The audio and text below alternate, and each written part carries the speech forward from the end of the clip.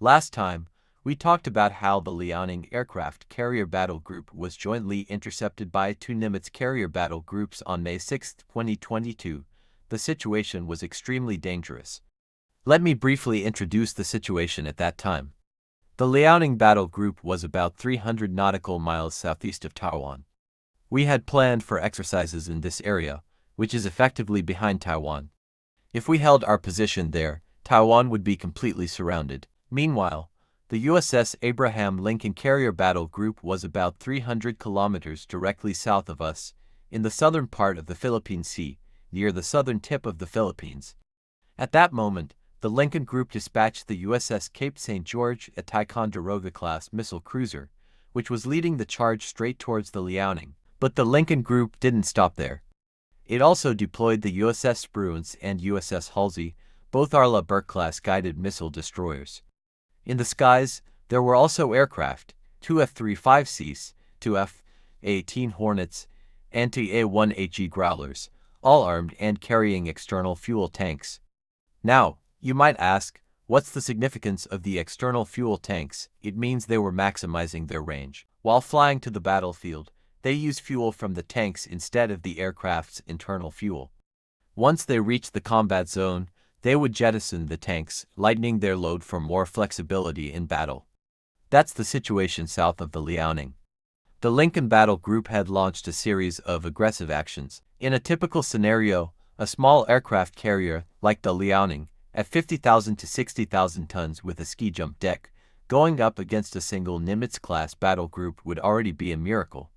But today, it was up against two Nimitz groups. To the southeast of the Liaoning was another threat, the USS Ronald Reagan Battle Group. The Reagan and Lincoln groups had coordinated, launching a simultaneous attack to trap the Liaoning. There was no escape for the Liaoning. Wherever it fled, it would run into trouble. From the northeast, the USS Lake Champlain, another Ticonderoga-class missile cruiser from the Reagan Group, made a deliberate detour to block the Liaoning's retreat. Its mission, preventing any escape. The Lake Champlain was primarily tasked with air defense, cutting off the Liaoning's retreat path, making it impossible for either the ship or its carrier-based aircraft to escape. If the Liaoning went down, its aircraft would have to fly north, directly over the Lake Champlain, which was lying in wait. With 128 vertical launch cells, more than even our Type 055 destroyers, it was equipped with the Aegis air defense system. Although its radar was passive phased array, it was more than enough to target our carrier-based aircraft.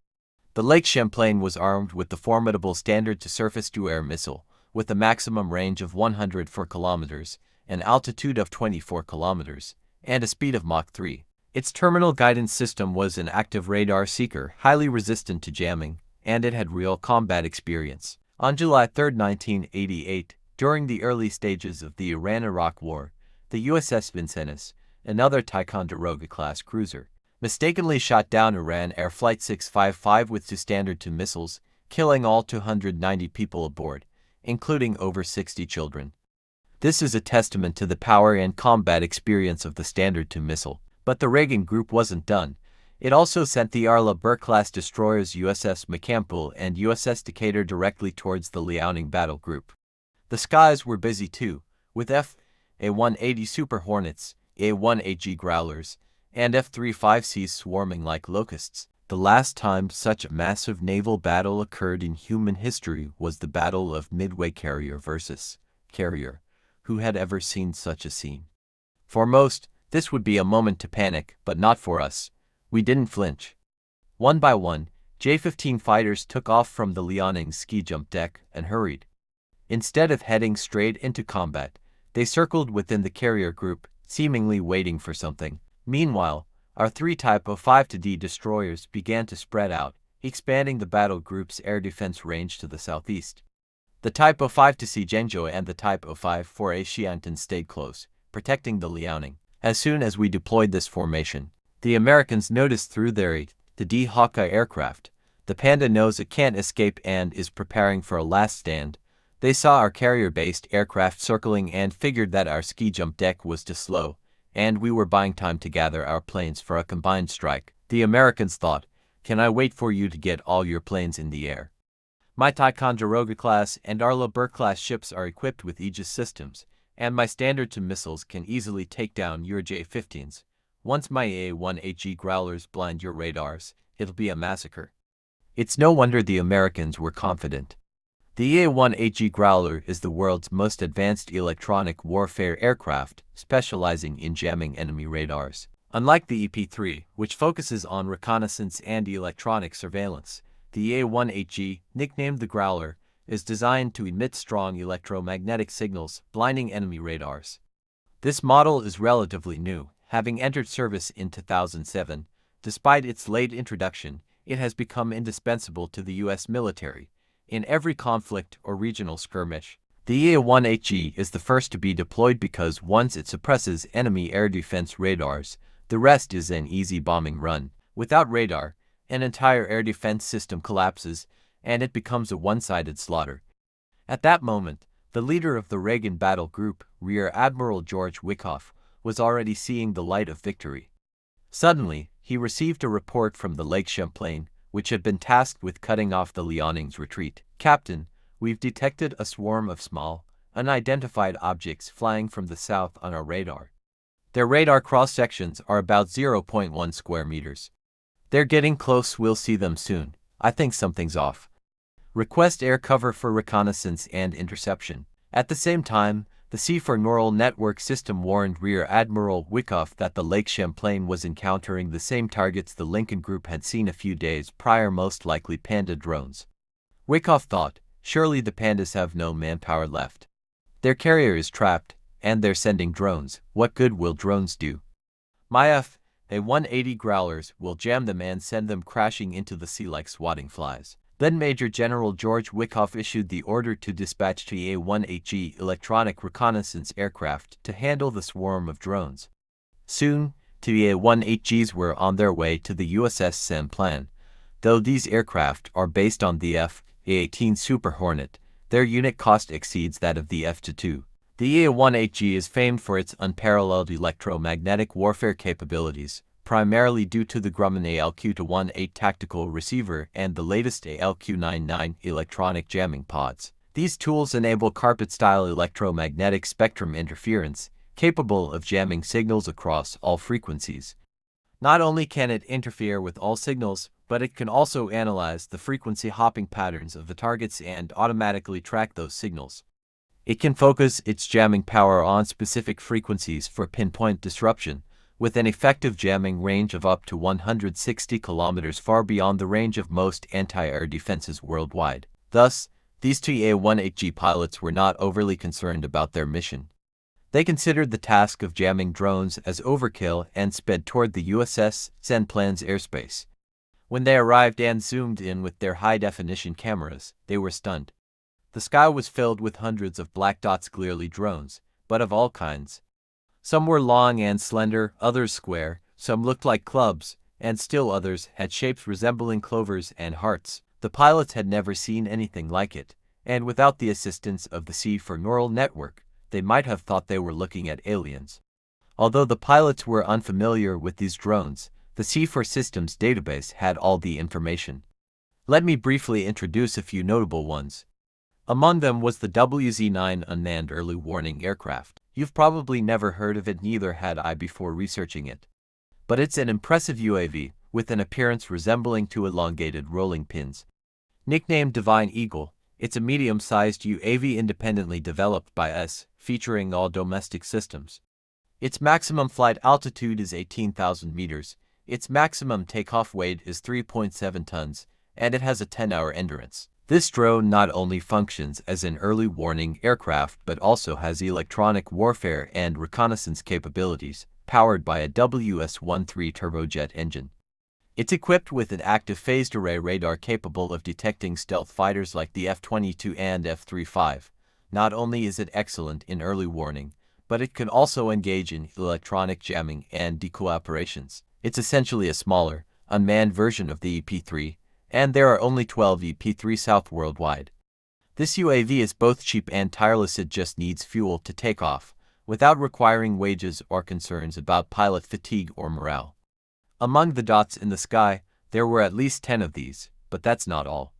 Also flying among the swarm were dozens of twin-tailed Scorpion UAVs. Now, just hearing the name twin-tailed Scorpion is enough to make Americans shudder. This lethal weapon was initially designed by a courier company to handle large payloads, long ranges, and extended flight times. But once it was developed, our military industry took notice and thought, this aircraft is too good to just deliver packages. With a few modifications, it became an unmanned bomber. After all, if it can deliver packages, it can deliver missiles too. The result? The twin-tailed Scorpion, which you can look up online to see its bizarre design. It looks like 3 rolling pins coming to life. The twin-tailed Scorpion has a maximum takeoff weight of 4.35 tons, can carry up to 1.5 tons of munitions, has a 5 cubic meter bomb bay, can stay airborne for 35 hours, and has a range of up to 6,000 kilometers. It can carry bombs, missiles air-to-air, anti-ship, and air-to-ground, and reconnaissance equipment. No manned bomber in the world can match this. It's also extremely affordable. After all, a courier company originally used it for deliveries, so how expensive could it be? You don't need to train pilots for it. Just fuel it up and press a button. Even if one crashes, it's no big deal. The 24-hour production line can churn them out quickly, almost like playing a video game. There's no thrill of battle involved anymore. At least dozens of these twin-tailed Scorpions were present, maybe even more. I couldn't find the exact number, but there were a lot, so many that they were impossible to ignore. And that's not all. Also among the swarm was a particularly eye-catching aircraft that the Americans instantly recognized, the FH-95. Why was this UAV so familiar to the Americans? Because when it first flew in 2017, it caused a stir in the US. The FH-95 is an electronic warfare UAV, specifically designed for that purpose. It doesn't carry missiles or take pictures. It's purely focused on electronic warfare, directly overlapping with the capabilities of the EA-180G. When Saudi Arabia saw it, they were so impressed that they immediately tried to buy it, creating a dilemma for the US, as Saudi Arabia had originally planned to buy American EA-180G Growlers. But the FH-95 offered better cost-effectiveness and ease of use, so the Saudis were sold. However, out of consideration for Iran's feelings, we didn't sell it to them right away. I heard that last year, Saudi Arabia eventually got its wish and bought it at triple the original price. The FH-95 has a takeoff weight of 1 ton, a 24-hour endurance, and features gallium nitride active phased array radar. Its electronic jamming range is 90 kilometers, not as far as the EA-180G, but it's much cheaper and doesn't require pilots. The cost of an FH-95 is reportedly just 1/60th that of an EA-180G, so in this drone-filled sky, FH-95s were also numerous. Were these the only types of UAVs in the swarm? Not even close. Due to time constraints, I won't go into every type, but there were also models like the CH-7, GY-300, and WZ-8. Faced with this sea of drones, about 200 of them, the EA-180G pilots were momentarily paralyzed. This many UAVs could take out an entire country. Was this level of force necessary? While they were still in shock, a sonic boom overhead snapped them back to reality. A fighter jet had just sped past them, but their radar didn't pick it up. Confused, one asked, "Did you see what that was?" The other replied, "No, I was too busy counting drones." Though the pilots hadn't seen it, the EA-180G's optical sensors detected it, and the C4 system quickly issued an alert. Major General George Wikoff, stationed on the USS Lincoln, was notified. 2 J-20s were approaching. Major General Wikoff, startled, immediately ordered, "Lock onto them with radar." The C4 system responded, "Sorry, radar can't detect them." Wikoff then asked, "Are the J-20s armed? What missiles do they carry?" The C4 replied, "We can't see that either." Sweat trickled down Wikoff's face. These stealth fighters could be carrying who knows what, and if they had even 2 YJ-18 missiles, the USS Lincoln could be sunk. Just one of those supersonic missiles, with a 600-kilometer range and the ability to switch from subsonic to supersonic, could devastate a carrier, especially with its armor-piercing, internal explosion warhead. At Mach 3 or 4, the YJ-18 wouldn't detonate upon hitting the hull. It would penetrate the carrier and explode from within, potentially triggering secondary explosions that could kill the crew. Frightened, Wikoff knew he might already be in grave danger, unable to detect the J-20s or their stealth missiles. At that moment, the C4 system reported that the USS Sam plane had disappeared from radar. Panic set in as Wyckoff realized the A-1HGs were also missing. Blood rushing to his head, he barked orders to the Macampool and Decatur destroyers to fire missiles at the Liaoning. Speaking of this, we need to pause for a moment. Why, you ask? It's not to keep you in suspense. It's because at this exact moment, a major event is unfolding to the south of the Liaoning. Did you forget? To the south of the Liaoning is the Lincoln Carrier Battle Group. At the same time, the Lincoln Carrier Battle Group launched an attack on the Liaoning. This part of the battlefield directly affects the overall direction of the battle. Why, you ask? Think about it. The Lincoln is directly to the south of our Liaoning. The support forces on land are just a bit too far to reach. So what can the Liaoning do? There's no other way. It has to handle it on its own. Let's rewind the timeline to the moment when the U.S. Dual Carrier Battle Group issued its combat order. In other words, just as the U.S. Dual Carrier Battle Group started taking action, our Thousand-Hand Guanyin system had already detected their intentions, so right through them. The Thousand-Hand Guanyin system then issued the optimal order. It commanded the 101 Nanchang 055 destroyer to break away from the Carrier Battle Group, move forward unexpectedly, and block the Lincoln Carrier Battle Group's attack. Some might say, you're sending a single 055 destroyer against the entire Nimitz Carrier Battle Group.